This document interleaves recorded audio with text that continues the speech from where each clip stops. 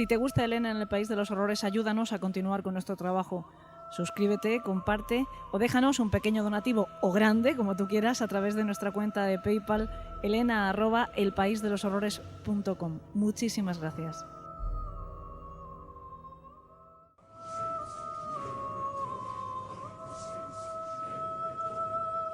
En Radio San Vicente, Elena en el País de los Horrores.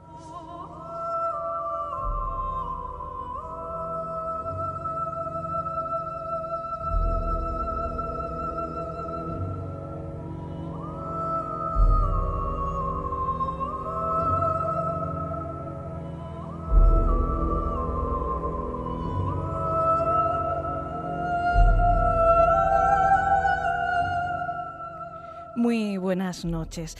Hoy hay luna nueva, lo que significa que no hay luna.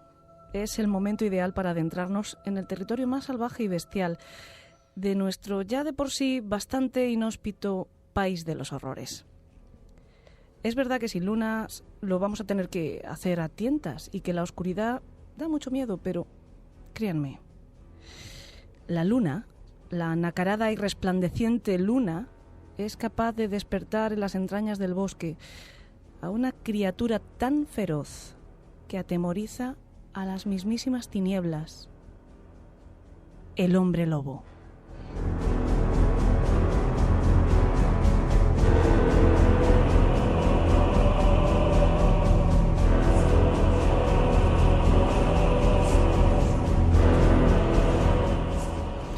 A lo mejor piensan que somos ya muy mayores para el cuento de Caperucita, o que el hombre lobo es un joven cachas que se pasea sin camiseta por bucólicos escenarios buscando vampiros ñoños con los que pelearse. Pero esta noche les vamos a contar la verdad. Bienvenidos.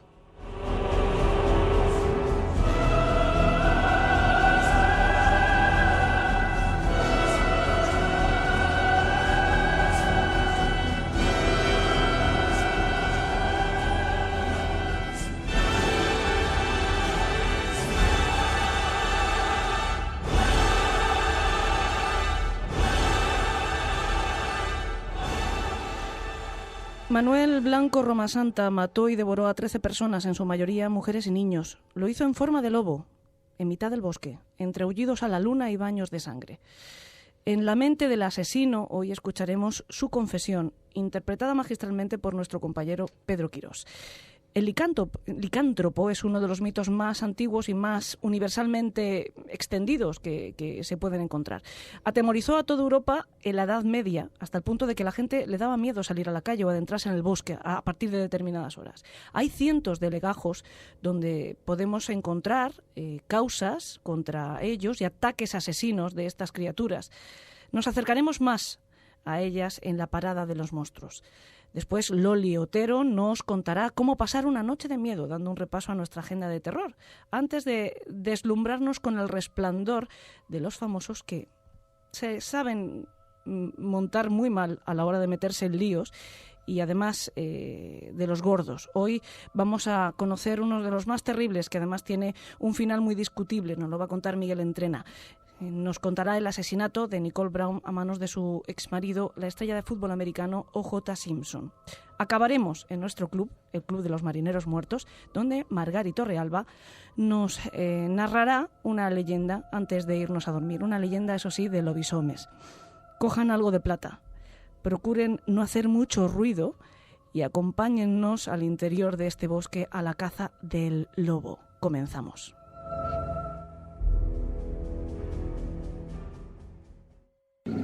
En Radio San Vicente, no tengas miedo. Con Elena en el País de los Horrores.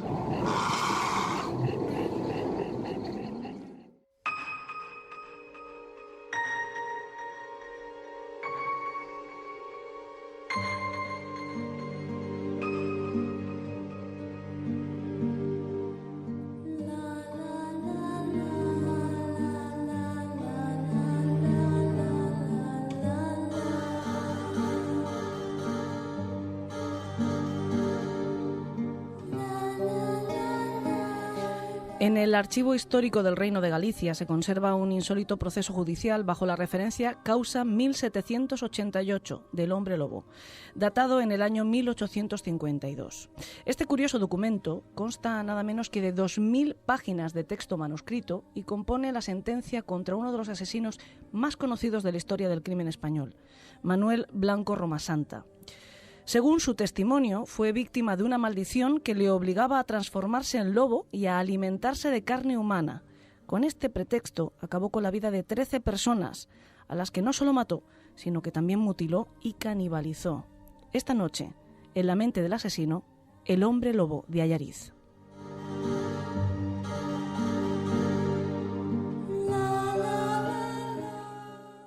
En apariencia son personas normales.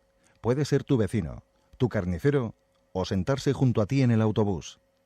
Solo sabiendo cómo piensan, podemos saber cómo son y por qué matan. Lo que oirán a continuación es una recreación de lo que habita en la mente del asesino. Sus señorías deben saber que yo hice cuanto pude contra este mal que me ha castigado durante 13 años. Cualquiera en el pueblo les dirá que soy un hombre devoto y cumplidor con nuestra Santa Madre Iglesia, que he rezado mucho y le he pedido al Señor que me ayude a vencer la bestia, que he tratado de ser persona, pero cuando el ansia aparece y siento la llamada de la sangre, pierdo el dominio de mí y me transformo en lobisomie. Yo no lo deseo, señorías, pero soy la víctima de una maldición. Yo antes era un pobre desgraciado que solo he hecho que trabajar y llorar mis desgracias. De pequeño fui aplicado y trabajador. Hacía cordeiro, peneireiro y hasta tejí e hice calceta. Yo he sido en mi vida cocinero, sastre, vendedor. He hecho trabajos que mi sexo, bueno, de mi sexo y hasta de los de mujer. Pero no se equivoquen, que yo me casé. Pero se me fue mi señora para el otro barrio muy pronto y ya pues no me quedó nada en este mundo para quedarme fijo en ningún sitio. Así que me hice buhonero. No sé si fueron mis padres o qué parientes, pero por ellos me llegó la fada esta de hacerme lobo. Fue una noche que yo me había prestado de hacer de guía a una mujer y su hija, que querían emigrar de Allariz para Asturias a colocarse de sirvientas. Íbamos los tres cruzando el bosque. Ellas no eran mucho de hablar, así que íbamos callados, marchando lentos, pues ya caía la anochecida y estaban ya un poco cansadas. No sé qué me entró para el cuerpo, no sé qué fue, que sentí un calor muy fuerte que me ardía el alma. La ropa empezó a quemarme la piel y allí mismo caí al suelo delante de ellas, me la saqué toda y revolviéndome como un demonio me fui convirtiendo en un lobo. De repente, de un salto me tiré sobre la madre. De un bocado en el cuello le saqué toda la carne y empezó a sangrar como una cochina. Seguí mordiendo y tragando hasta que dejó de moverse. Después, como el hambre seguía, hice lo mismo con la chica. Y así, pues empezó todo. Y así fue como maté, que yo recuerde, a 13. Casi siempre era así, como he contado. Pero otras, a lo mejor, pues, les daba un golpe, o les dejaba sin sentido, o si yo mismo comenzaba a asustarme, porque cuando empezaba a convertirme en lobo yo me asustaba. Antes de morderles, les clavaba un cuchillo y los mataba. Cuando la rabia era mucha, con los dientes y las uñas, los mataba. A mordiscos en el gaznate, arrancándolo todo con mis garras. Los he matado a veces, Cuando aparecía la sangre, la bebía por botones, todavía calentita. Rasgaba, rompía, destripaba todo cuanto podía. Presa, pues, de una furia salvaje. Y fíjense qué cosa, no podía dejar de aullar a la luna porque, pues no saben si que eso no se puede remediar. No sé si me entienden sus señorías. Era un hombre lobo. Después ocultaba en el bosque lo que quedaba de ellos y me escondía yo, pues hasta que pasara de lobo a hombre otra vez y pues para volver al pueblo. He llegado a estar así, con forma de lobo, hasta 8 días seguidos, aunque normalmente no pasaba de 2 o 4. Otros lobisome que conozco han llegado a estar hasta 10 y hasta 15 días así, señorías. A veces me juntaba con ellos y cazábamos en manada. Juntos matamos y nos comimos a varias personas, pero no con casi todas, ¿eh? Con la mayoría acabé yo solo. Luego, de volver a ser persona, me llegaba hasta Allariz y les decía a los parientes que ya estaban sanos y a salvo en Santander, o en León, o donde me hubieran pedido que les llevara, y que los había dejado colocados en una casa muy buena, donde los señores los querían mucho, y que les irían dando recaos a través mío. A los muertos les quitaba cosas, lo que tuvieran, para venderlo por los pueblos de alrededor, o en la frontera de Portugal. Bueno, ustedes me entenderán, señorías, por más que uno sea lobo, también tengo que ganarme la vida.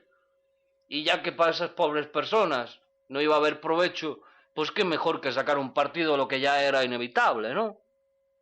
Es de veras que también le sacaba un unto, o mejor dicho, todas las, pues todo el unto y toda la grasa a las pobres criaturas, y eso sí, debe de ser pecado.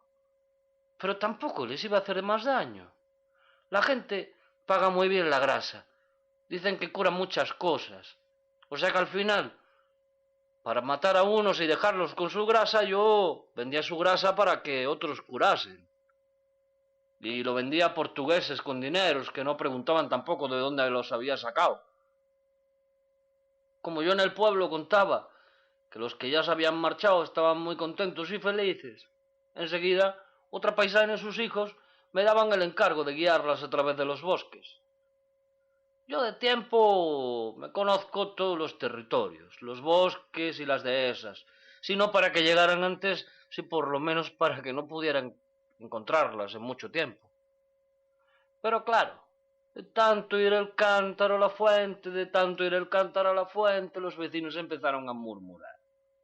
Decían que siempre eran las mismas noticias de sus parientes las que yo traía de vuelta de mis viajes, que de ellos nunca recibían nada, ni una carta, ni un presente, ni un recuerdo. Todo eran recaos, que yo traía, llevaba, y de todos los que se habían ido era lo mismo. De modo que me tuve que irme a marcharme, pues, muy lejos. Fui a Toledo, donde me vine, donde estamos ahora, a trabajar en el campo. Ya había terminado todo. Habían pasado los 13 años de maldición. Yo ya era, pues, un hombre. De hecho, el día de San Pedro de 1852, yo por fin volví a ser persona, al 100%. Pero llegaron los alguaciles y me cogieron preso. Y aquí ando ahora, señorías, con mi historia. Que sí, que yo maté a todas esas mujeres y a sus hijos, pero en realidad no era yo. ¿Acaso puede el lobo no atacar a las ovejas? ¿O es así su condición? Fue la maldición, señorías, la que me hacía convertirme en hombre lobo y alimentarme de carne y sangre humana, sin que yo pudiera hacer nada para evitarlo. Y puede que les suene a cuento, mis señorías, a disculpa que poco pueden importarme a mí, ya liberado de la maldición, pero vengo de tierra de meigas, y seres que por mis viajes sé que no se ven en otros sitios. Pero créanme sus señorías que si meigas haylas, hombres lobo también. Y esto, pues es todo. En sus manos quedo, y las de Dios, que bien sabe que no pude yo, pobre de mí, remediar tanta carnicería por maldiciones heredadas.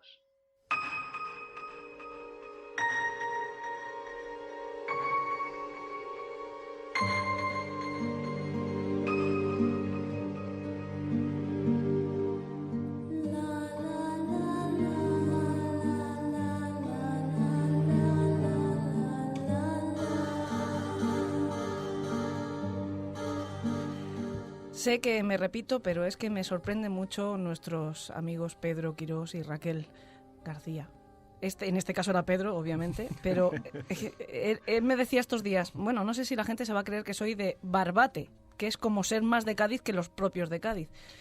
pues este orensano que nos ha estado dando testimonio de los crímenes que hacía, en realidad es Pedro Quirós y es de Barbate, señores.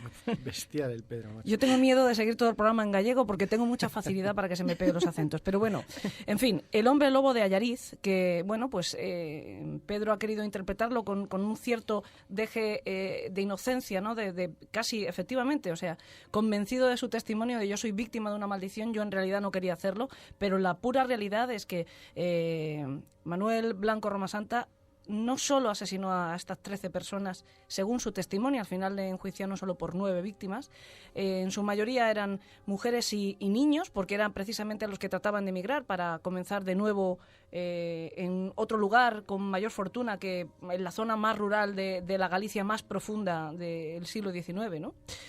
Los mató y se los comió.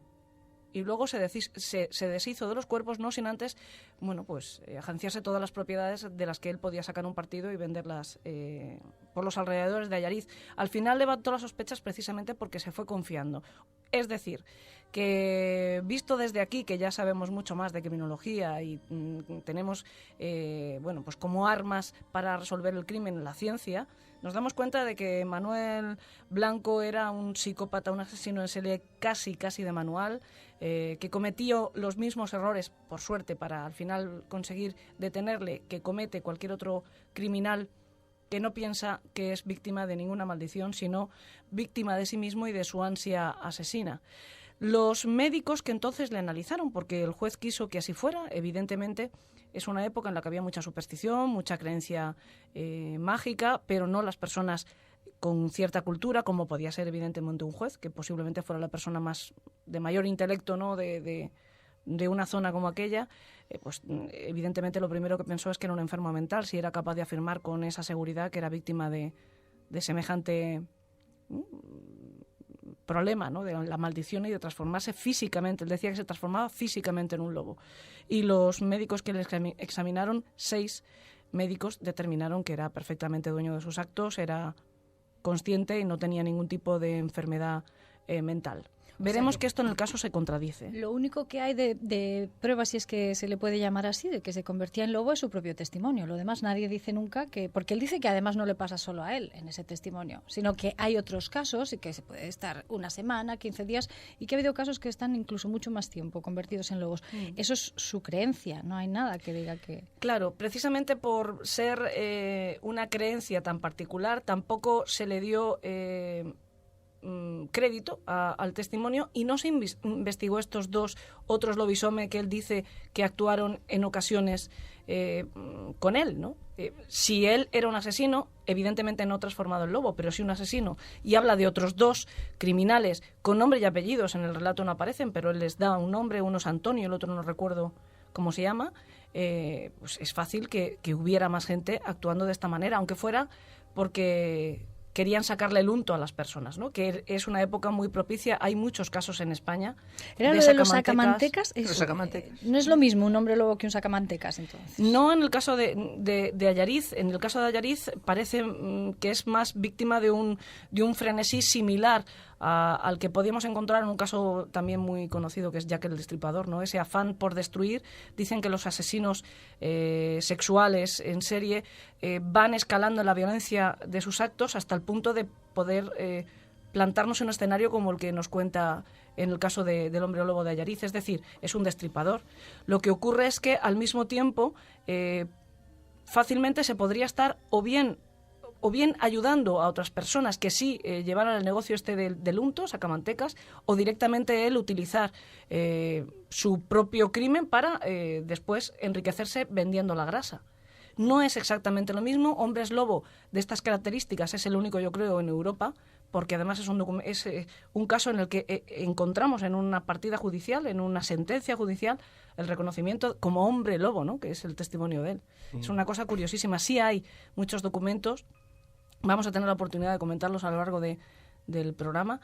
Sí que hay muchos documentos donde encontraremos que hay ataques de atribuidos hombres lobo, pero no hay una persona que se identifique a sí misma como hombre lobo, como es el caso de Manuel Blanco Roma Santa. A mí lo primero que me sorprendía era escucharle hablar de sí mismo como hombre lobo, recordando todo lo que había hecho, cuando en principio uno supone que este tipo de historias sobre todo se utilizan para exculparse a uno mismo. Pero si te acuerdas, si tienes perfecta consciencia de lo que has hecho, ya es raro que incluso en ese caso se te exculpe. Pero aparte me pregunto si entre esos exámenes médicos intervendría él de vez en cuando exponerlo a la luz de la luna por si pasaba algo. Bueno, pues es curioso, porque el final de Roma Santa no se sabe cuál fue. Roma Santa simplemente desaparece. No existe acta de defunción. Se le condenó a morir al garrote vil, pero fue conmutada esta pena por cadena perpetua por parte de la reina Isabel II. Además, esto es muy curioso, porque un tal doctor Phillips se puso en contacto con la reina para pedir que no lo mataran y le permitieran a él investigar y hacer experimentación con Manuel Blanco, porque él decía, este doctor Phillips se decía ser experto en una enfermedad como la licantropía. Ya por fin aparece, que no deja de ser, y que existe hoy por hoy, la creencia, el convencimiento que puede tener un individuo en que muta y se convierte en otro ser. Pero esto lo señalaría o haría que Manuel Blanco fuera un enfermo mental realmente. Él quería, este doctor Philip dice, yo voy a ir hasta donde lo tenéis encerrado para experimentar con él, porque he conseguido muchas mejoras con otras personas que han sufrido este mismo trastorno, ¿no? Es cierto que el doctor Philip no aparece nunca, pero al menos consigue que se le conmute la pena. No obstante, Manuel Blanco desaparece. Se cree que puede ser que alguno de sus cautores lo matara. Se especula incluso que con la posibilidad de que lo hiciera con una bala de plata para ver si moría o no. O que se fugara, o que simplemente pues acabara sus días en prisión, pero no volviera a salir a la luz ni de la luna ni de ningún otro tipo este personaje. Luego nos cuentas eso de la bala de plata, porque claro, en la mente del asesino está este caso concreto, pero hoy tu personaje imagino que sea el hombre lobo, ¿no? Vamos a hablar de monstruos terribles. Pues nada, vamos ambientándolo musicalmente, porque al hilo de ese licántropo y de esos monstruos terribles, pero a veces también adorables, ha habido un montón de cine y también mucha música como esta que escuchamos, una de Round Robin, que dice precisamente eso: soy el hombre lobo, I'm the wolf man.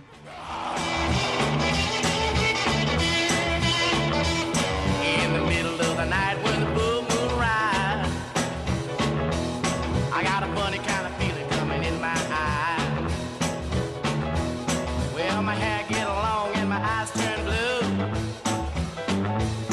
I got long hair growing on my fingers too.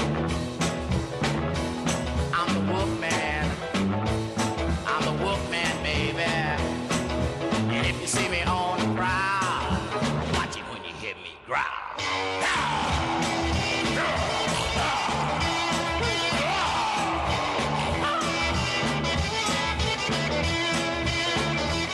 Well, I jump in the car and I drive down the street. I got long paws on my hands and feet. I just ride around the holler neath the moon above. Tonight I'm coming after your sweet love. I'm the wolf man. I'm the wolf man, baby. And if you see me on the prowl, watch it when you hear me growl.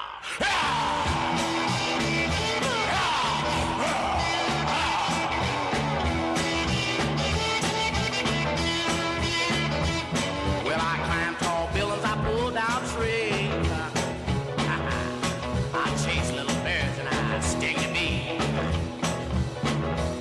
Well, baby, don't you scream when I hold you tight. I'm gonna win your love tonight.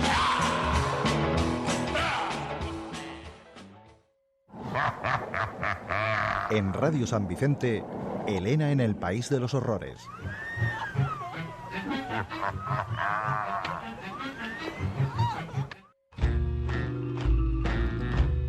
La parada de los monstruos.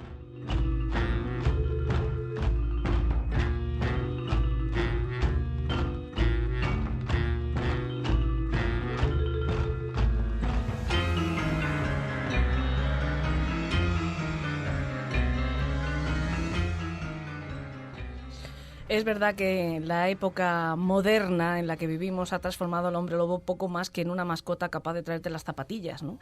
Pero bueno, tuvo su momento, tuvo su porqué. Yo, sabéis que siempre reivindico el papel terrible de los monstruos y casi me daría ganas de pedir respeto para ellos y que no los devalúen hasta convertirlos en esa parodia de sí mismos, ¿no? Vamos a repasar al hombre lobo de verdad, el que nos atemorizaba cuando por lo menos los de nuestra generación éramos pequeños y todavía nos parecía ver sombras en el jardín y nos inventábamos que si no era un vampiro podía ser un hombre lobo el que venía por nosotros, ¿no? Inciso. Si lo dices por el de Crepúsculo, que noto cierta tirantez hacia el hombre lobo de Crepúsculo. Recuerda que en tu adolescencia y la mía también Michael J. Fox nos hizo cogerle un cariñito especial al hombre lobo. Pero éramos ya adolescentes, ya teníamos otra. Cuando eres pequeñito, el hombre lobo tiene que dar miedo. Y además reivindico el tono cómico que tenían aquellas historias que estas ya no tienen por ningún lado. De todas formas, en la edad que estamos ahora de la cirugía estética, monstruo es prácticamente cualquier persona. En fin, un día hablaremos, si te parece bien, por lo menos del doctor Mengele, que como monstruo creo que, bueno, cirujano... Da miedito. Da miedito, sí.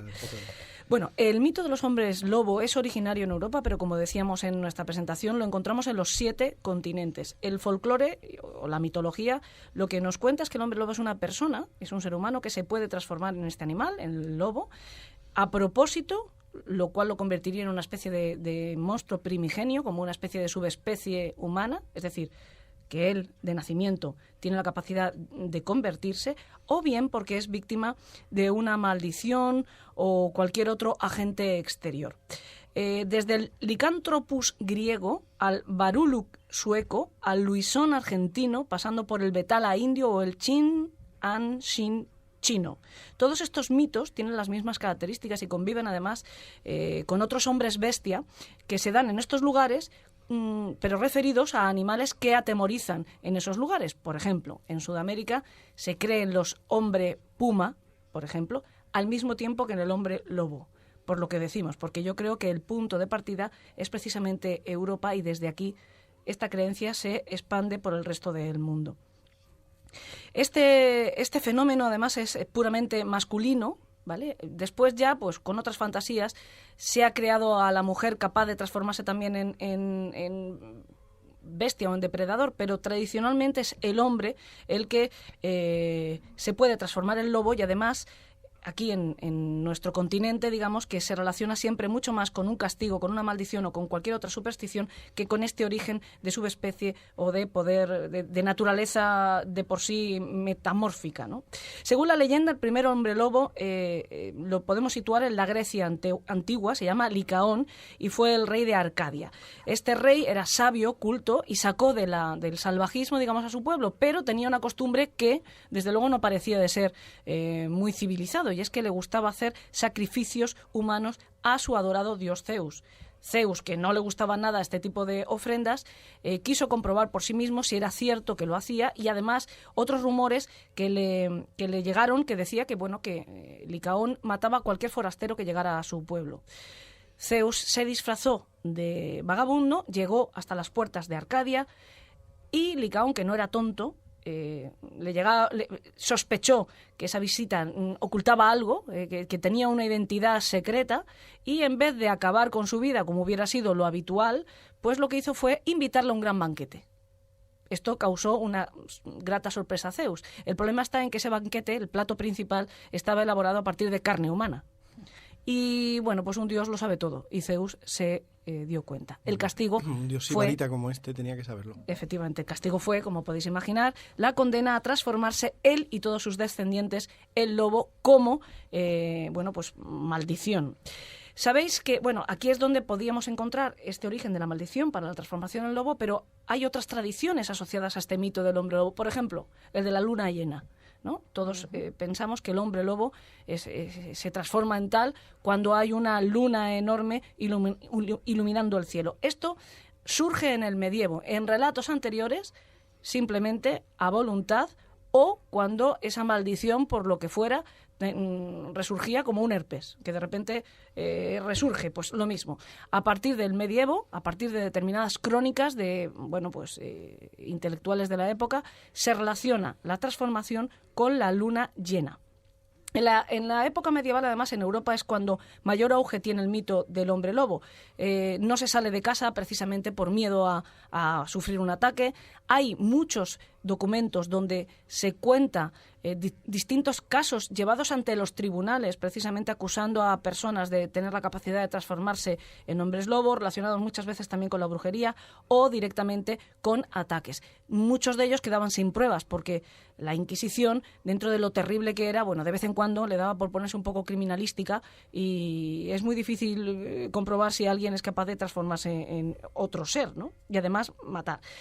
La tradición, por ejemplo, de utilizar plata para acabar con ellos, esa la tenemos que buscar pues mucho más cerca a nuestra época actual. Entre 1764 y 1767 sucede un hecho que atemoriza a toda la parte sur de Francia, la aparición de la bestia de Gévaudan. No sé si habéis oído hablar de ellos, posiblemente a través de una película que es Pacto de Lobos.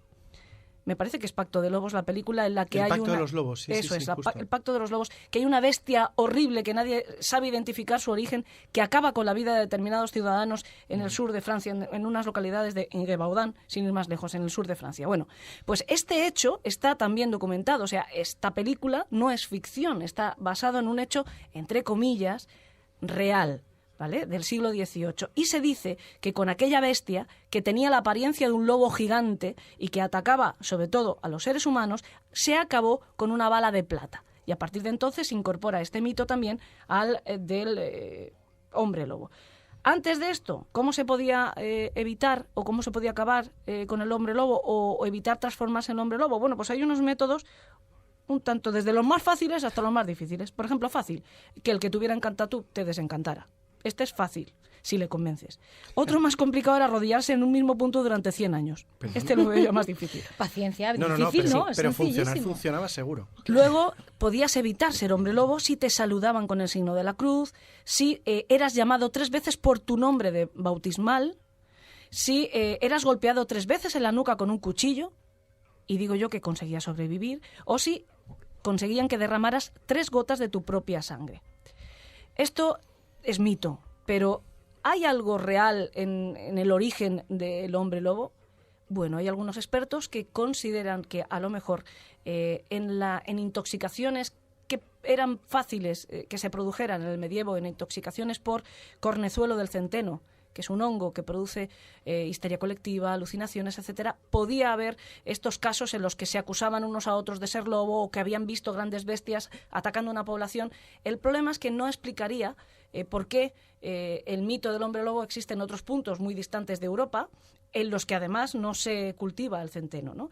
También está la porfiria, que es otra enfermedad de los genes en los que acabas teniendo incluso también determinadas alucinaciones o que puedes creer necesitar sangre fresca para sobrevivir, en la rabia, en la hipertricosis, que es esta superpoblación de vello que existe, que es una enfermedad que hay mucha gente. Por ejemplo, estoy mirando a Miguel con la barba. Si Miguel tuviera, además, más pelo por la cara, pues podría ser una persona enferma con esta hipertricosis, también conocida como licantropía. Lo que pasa es que esta gente con hipertricosis casi parecen más Ewoks que lobos, ¿no? Eso te iba a decir, que nada tienen que ver con ese canibalismo y con esas ganas de sangre y tal. Son gente además muy pacífica y retraída, ¿no? Si ya de entrada en este momento se le pone cara rara al que es un poco, ¿sabes? Un poco extraño. Imagínate en la época medieval. Claro, yo pienso que esto es lo que explicaría que la gente creyera que existían los lobos. Ahora, no que uno se crea lobo. Lo que explica que uno se crea lobo es la enfermedad que hemos comentado antes, la licantropía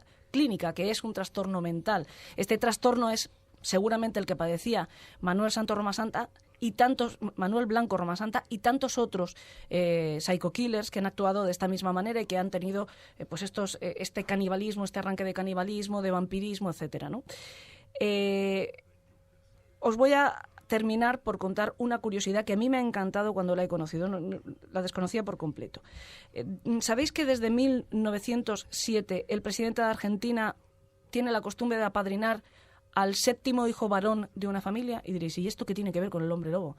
Bueno, según la tradición, el 7º hijo varón de una familia, la tradición además que viene de España y que somos nosotros quienes la llevamos a estos países, a Paraguay, a Uruguay, a Argentina, allí existe la creencia de que para transformarse en lobisón o en luisón hay que ser séptimo hijo varón de una familia. ¿Qué ocurría? Que muchos de ellos eran abandonados o incluso asesinados hasta que el presidente en 1907 apadrinó, se hizo cargo de un hijo varón que hacía número 7 de una familia cualquiera. En 1973 esto se oficializó y ahora los séptimos hijos de una familia tienen becas de estudios hasta los 21 años, tienen un regalo que es una medalla de oro que les otorga el propio Estado y existe la costumbre de que además el presidente de la República Argentina apadrina a los séptimos hijos de... Mira qué mal. Si me permites hacer un inciso, te diré, citando a Lelutier, aquel famoso caso del séptimo hijo varón de un pastor protestante que las noches de luna llena se convertía al budismo. Bueno, en fin, que... Eso no da miedo. Que tampoco la musiquita, que es lo que ponemos de vez en cuando para desengrasar y de vez en cuando también para hacer una pausa que nos lleve después a disfrutar del tiempo de ocio. Las pistas de baile se llenan también de hombres lobos con la música de esta gente que hace nada nos cantaba a Barbra Streisand y ahora lo han hecho también al hombre lobo. Estos son los mismos que la canción aquella de Barbra Streisand que ha sonado hace 1 año y medio, Duck Sauce, pues ahora le cantan al licántropo que tú nos acabas de contar. The big bad wolf. The big bad wolf. The big bad wolf. The big bad wolf.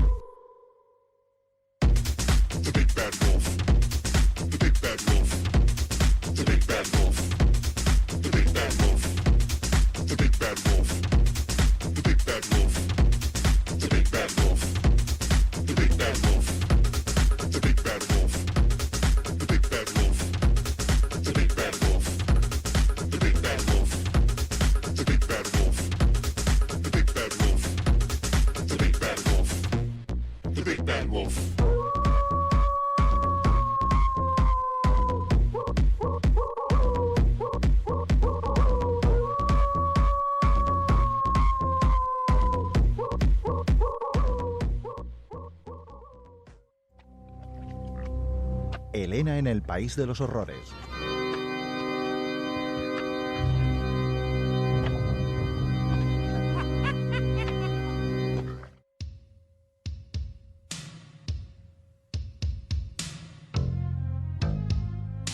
¿Qué hacer una noche de miedo?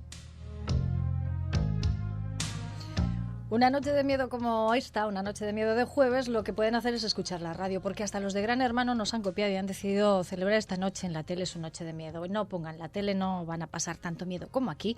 Y disfruten de nuestros consejos, que por ejemplo hoy les recomendamos también un juego de rol. Yo debo de reconocer que soy profana en esto, Elena es la que le gustan estas cosas y en Sonor recomendamos un juego que resultará muy entretenido a los ya iniciados en el universo de Mundo de Tinieblas, renovado hace unos años, pero también para comenzar a disfrutar de este imaginativo divertimiento narrativo. Con lo que va el programa de hoy, el juego no podía ser otro que Hombre Lobo, el Exilio, nacido para reemplazar al antiguo juego Hombre Lobo, el Apocalipsis. El Exilio, un juego de violencia bestial y terror sobrenatural, es el segundo libro básico enmarcado dentro del nuevo sistema narrativo de White Wolf. Los hombres lobos son criaturas del pecado original, mancillados por crímenes ancestrales y condenados a cazar y a ser abandonados. Este libro detalla que son los exiliados, una de las tribus de la luna, y tú puedes crear tu propia manada de hombres lobo y buscar la redención o acercarte a la naturaleza salvaje. En Hombre Lobo el Exilio interpretas a un hombre lobo, evidentemente, que es una criatura dual, medio hombre, medio lobo, medio carne, medio espíritu.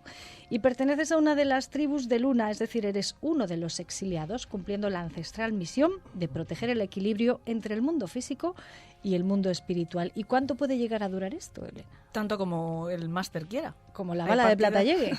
Hay partidas que duran pues una tarde y partidas que se convierten en módulos, que son muchas partidas enlazadas con un mismo hilo conductor que pueden durar pues tanto como los jugadores quieran o duren, porque hay veces que no sobreviven. Pues primera recomendación, una de juego de rol. Para los que quieren que se lo den hecho, también sentarse en la butaca es válido. Nos vamos al cine y en las pelis de estreno encontramos Ghost Rider, Espíritu de Venganza. No tiene que ver con los hombres lobo, pero sí con mucho de la temática de esta serie de programas de Elena en el País de los Horrores, puesto que hay asesinos, monstruos, fantasmas. Ese ser no tiene conciencia, solo hambre. El motorista aparecerá. Y cuando lo haga, destruirá a todo el que se lo merezca.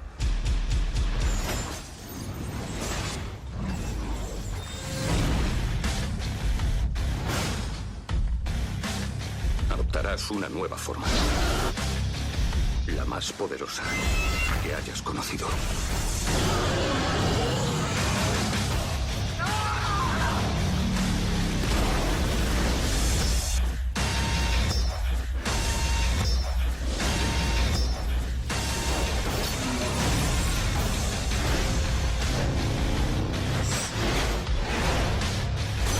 No te tengo miedo.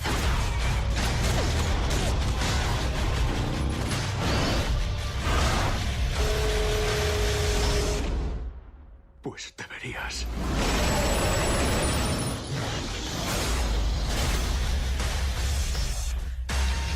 ¿Y cómo meas cuando estás en llamas? Eso es increíble. Ghost Rider, Espíritu de Venganza, es la secuela de Ghost Rider, el motorista fantasma del año 2007, de nuevo interpretada por Nicolas Cage. En esta, Nicolas, que es Johnny Blaze, el Ghost Rider, se esconde en un lugar remoto del este de Europa donde lucha por reprimir su maldición. Blaze es reclutado por una secta para enfrentarse al demonio que quiere apoderarse del cuerpo de su hijo mortal el día de su cumpleaños. Hasta ahí puedo leer.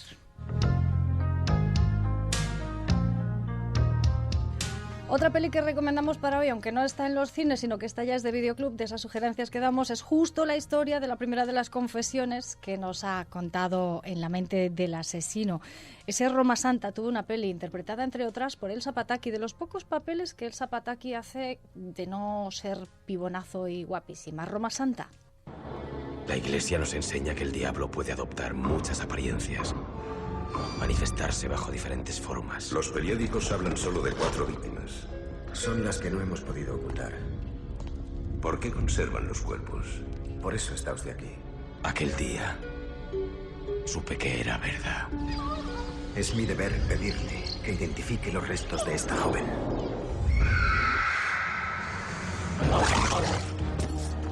No es al lobo a quien debes temer.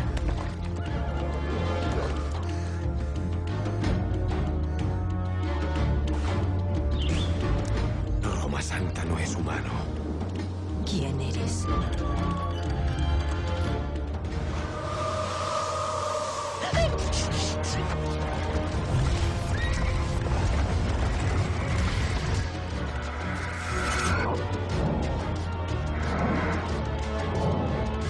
Cada vez mata a más gente.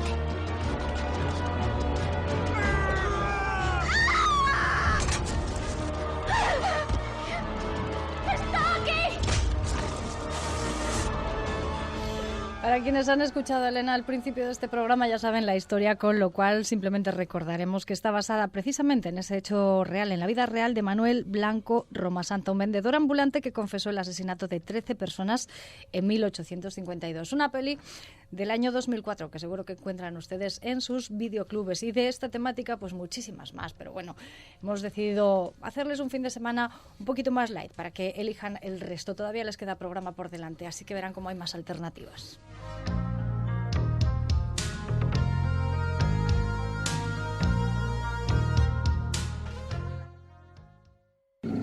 En Radio San Vicente, no tengas miedo. Con Elena en el País de los Horrores.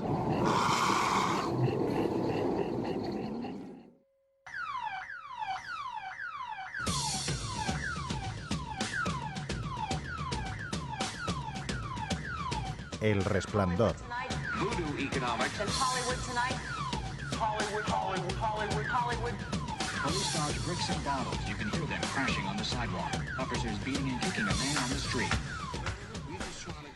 No sé si O.J. Simpson era un lobo, pero desde luego se comportó como tal y encima salió bien parado del crimen horrible. Decíamos en la presentación que mató a su exmujer, pero también mató al amante de su exmujer.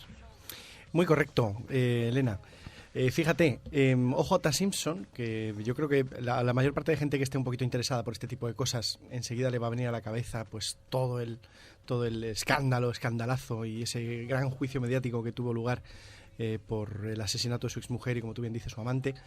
En realidad era una persona que cualquiera hubiera pensado que la suerte le era bastante favorable. Era un tipo que tenía mucho dinero, jugador de fútbol, además de liga profesional. Cuando terminó su carrera como jugador de fútbol se puso a actuar, fue actor, fue presentador de televisión. El dinero básicamente le caía y el éxito pues a raudales, ¿no? Sin embargo, en su jardín de atrás pues tenía una historia que no era tan interesante como a lo mejor alguno podría pensar y que probablemente le amargó la vida. Lo que no está claro realmente es si se la amargó o acabó de arreglársela, porque este hombre también, incluso de este propio escándalo, ha sacado un rendimiento económico francamente notable. Estamos hablando, como hemos comentado antes, del asesinato de su esposa Nicole Brown y de su amigo Ronald Goldman, ambos apuñalados en su casa una noche de 1994, se divorciaron en 1992. El 12 de junio de 1994 fue descubierta poco antes de la medianoche, tanto ella como su amante, pero hay que decir además que habían sido apuñalados los dos y diversas veces. De hecho, Goldman recibió 19 puñaladas y Nicole 18, una de las cuales le causó un corte de 13 centímetros en el cuello. De entrada, las evidencias encontradas en el escenario del crimen apuntaban directamente a Simpson como Entre otras cosas porque se dice, ¿no?, que cuando hay ensañamiento, sobre todo la utilización de arma blanca y el ensañamiento, normalmente a los expertos le suele poner tras la pista de un crimen pasional. Evidentemente un crimen de este tipo, con además, pues eso, eran 18, 19, casi 20 puñaladas en cada uno. Estaba claro que no era un asesinato al uso, tampoco parecía muy fortuito. Y era más bien de índole personal, ¿no?, y pasional, como tú bien dices. Pero aparte, otro tipo de pruebas apuntaban a Simpson, como es el hecho de que se encontró ADN suyo, se encontró incluso se encontraron huellas, se encontró sangre de las dos víctimas en el coche de él, y bueno, pues enseguida se empezó a mirar en su dirección y de hecho se le acusó directamente de asesinato, ¿no? Los abogados finalmente convencieron a Simpson de que se entregara y esto en principio, convencieron a la policía de que permitiera a Simpson entregarse el día el día 17 a las 11 de la mañana, a pesar de que en principio el cargo por doble asesinato significaba que no habría libertad bajo fianza, incluso se enfrentaba a cargos de pena de muerte, ¿no?, a una posible sentencia a muerte. Sin embargo, lo que ocurrió realmente es que él no se presentó en el momento en el que había dicho. Entonces la gente empezó a ponerse nerviosa, se dio alerta a las patrullas de policía y empezó una persecución porque se había visto su coche y de hecho una patrulla había localizado su coche con él dentro y decían que se estaba apuntando con una pistola. Esto desató la alarma, empezaron a perseguirle. Además, en principio se dice que es una persecución lenta, es decir, no es que fueran a toda leña, sino que simplemente estaban detrás de él para conseguir que no hiciera una tontería, porque todo apuntaba a que podía querer pegarse un tiro. Esta es una de estas persecuciones, además, que acaban apareciendo en todos los medios, helicópteros por todas partes, una difusión increíble, incluso un especial de la NBA fue interrumpido para dar en directo imágenes sobre esta persecución. Finalmente se consiguió, no es que se consiguiera, simplemente se paró el vehículo.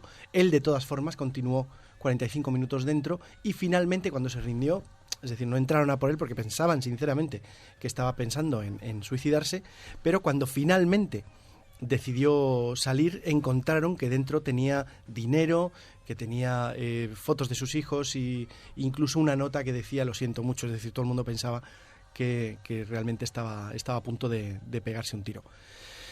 Bueno, fue detenido, obviamente, y comenzó el festival mediático que fue su juicio. Un festival mediático que además fue un poco... estuvo muy enrarecido por el hecho de que se convirtió poco menos que en una guerra racial. Es decir, las estadísticas en el momento del juicio ya apuntaban a que toda la población negra, o una buena parte, un 70%, apoyaban la inocencia de O.J. Simpson, y prácticamente el 90% de la población blanca estaba de acuerdo con lo contrario, es decir, que era culpable. Pruebas en su contra, había muchas, hay que decir que había muchísimas.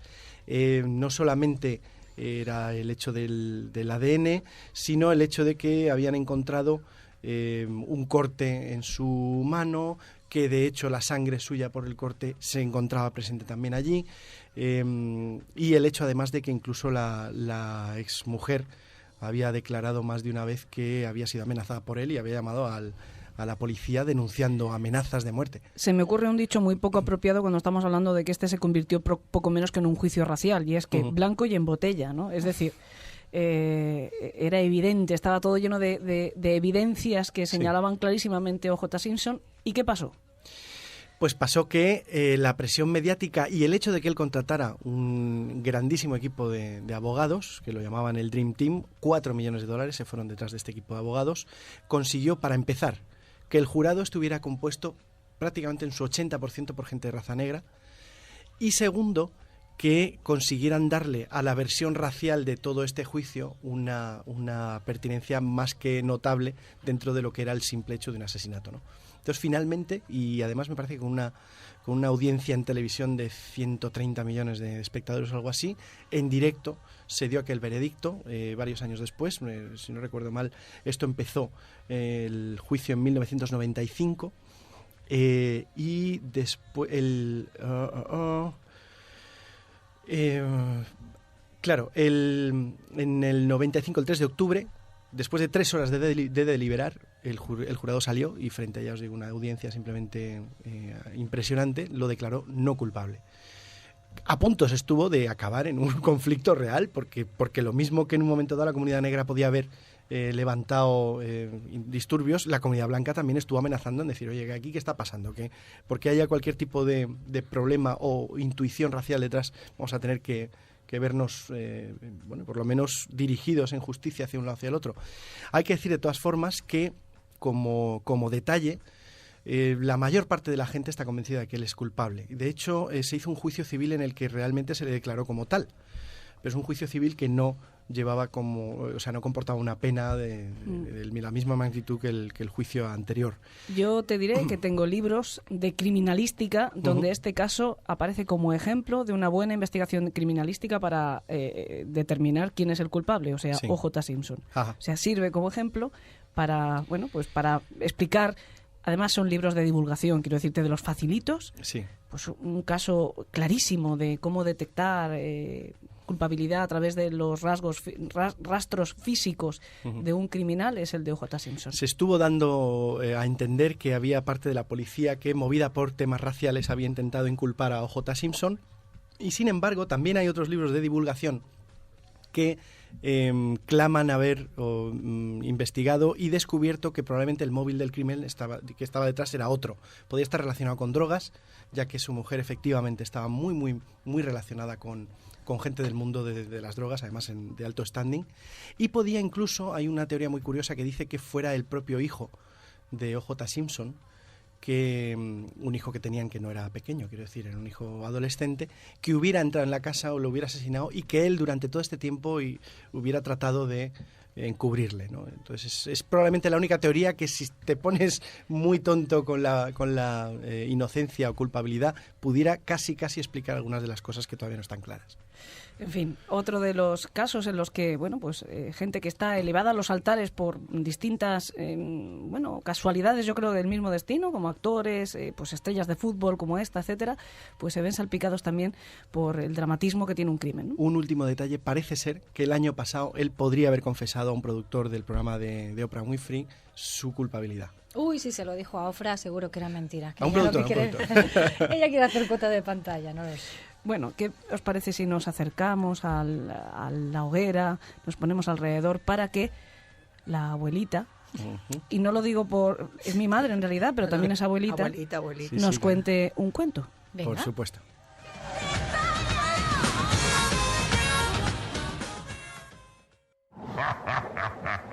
En Radio San Vicente, Elena en el País de los Horrores.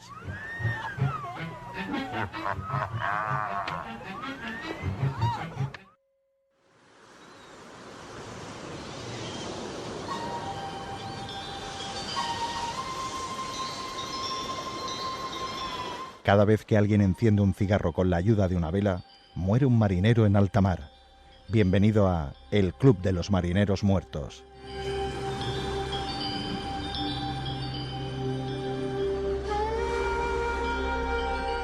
Este es nuestro y su club, el de los Marineros Muertos, donde nosotros solemos llegar a puerto, despacito, desde la barcaza que nos hace recorrer todos estos lugares inhóspitos del País de los Horrores, y terminamos siempre con alguna leyenda, algún cuento que nos envían ustedes por correo electrónico. Por cierto, hoy no he recordado las vías de contacto: paisdeloshorrores@radiosanvicente.com, o bien a través del Facebook Elena en el País de los Horrores, ya está el grupo oficial, digamos, creado, o a través de la web de la emisora www.radiosanvicente.com.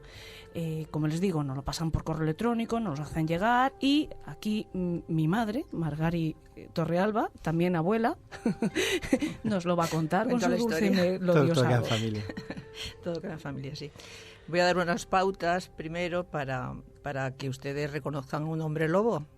Si usted ha nacido el 24 de diciembre, si es el 7º hijo varón de una familia, si está perdiendo la habilidad manual y la facilidad de palabra, si su estómago no soporta otro alimento que no sea la carne cruda, si le ha crecido pelo negro y espeso por todo el cuerpo, si cada día le gusta menos estar con personas y se va a los bosques lejanos. Miguel, llevas 9 de 10, ¿eh? Sí, sí. Pues todo esto le puede dar una idea de que puede haber sido maldecido y haberse vuelto un licántropo. También son síntomas de otras muchas cosas. De otras muchas cosas, pero en este caso... Menos mal que también había que ser varón. Estos seres, según dice la leyenda, suelen buscar bosques profundos, fríos, donde se puedan esconder, y normalmente en la península ibérica están localizados en el norte y sobre todo en la parte de Galicia, en el Valle de los Ancares, en una especie de nacimiento del río Navia y entonces allí estaba siempre poblado ese bosque de osos, de lobos, y ahí es donde se le localiza más o menos. Hay una leyenda muy, muy, muy famosa, que es la más conocida, que se refiere a un padre y un hijo que vivían en San Román. Y estos señores pues eran labradores. El padre le dijo a su hijo que por favor roturara unas tierras que tenía, y era un día de fiesta. Y el chico, pues un chico joven, aunque era muy trabajador, pero también le gustaba mucho la fiesta, pues cosas de su edad. Pues prefirió dejar el trabajo y marcharse a una población cerca, Piedrafita de Cebeiro, a las fiestas patronales. El padre, indignado, pues lo maldijo y le dijo que ojalá fuera detrás de las lobas igual que iba detrás de las muchachas. A la vuelta de esta fiesta, el chico pasó pues por un claro del bosque donde le dio de lleno la luna, o sea, la luz de la luna. Y entonces, en ese momento, empezó a sentir los síntomas de volverse hombre lobo. Empezó a crecer el pelo. Total, que estuvo vagando por los montes, se alimentaba del ganado, y el padre llegó un momento en que se dio cuenta de que ese monstruo que aterrorizaba a la gente era su hijo, y se arrepintió y claro, se fue a una meiga a preguntarle que qué podía hacer. Y la meiga le dio unos parámetros a seguir. Este señor puso una trampa con su mejor cordero en un cruce de caminos, y esperó pacientemente a que cayera este hombre lobo en la trampa. Y cuando cayó, pues entonces le rasgó la piel, como le había dicho la meiga, se asomó a las fauces, y en ese momento el hijo volvió a recobrar pues su estado de persona, y volvió otra vez a convertirse en persona normal y en seguir su vida normal. Y esta es la leyenda que le traemos hoy, esta noche. Jope. Hombre, a mí lo que no me ha gustado es saber que no vamos a encontrar hombres lobos en la Carrasqueta, me parece fatal. Hombre, en Benidorm no te lo encuentras. Allí en el bosque. Hombres gamba. Eso sí, sobre todo cuando se ponen demasiadas horas bajo el sol, sí que es cierto. Nos vamos.